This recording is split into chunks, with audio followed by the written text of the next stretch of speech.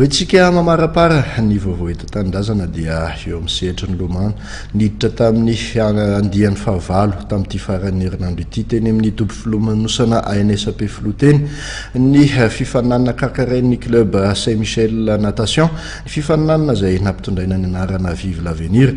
Tahaka ireo andian'ny fito teo aloha dia fahombiazana trano ny azon'ny club Saint-Michel tao anatin'izany fikarakarana ny Vive l'Avenir izany, tonga teny avokoa na ny mpilomano na ny mpanohana na ireo ray aman-dreny izay manohana fatratra an'ireo ankizy kely satria dia manomboka any amin'ny sokajy Avenir ka hatramin'ny sokajy senior dia nirotsaka tao anaty rano avokoa tamin'ity fifaninanana ity.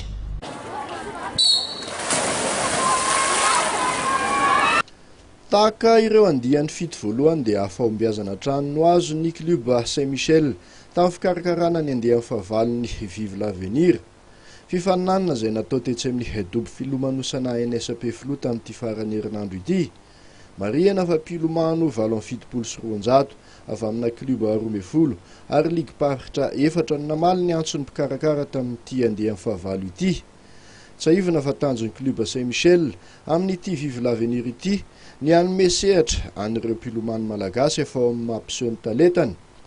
Eo ihany koa ny fanampiana ny federasiona malagasy amin'ny fikarakarana hetsika izaran'ny mpilomano fifaninanana. Samy nandray anjara avokoa ny sokajy rehetra nanomboka tany amin'ny Avenir ka hatrany amin'ny sokajy senior.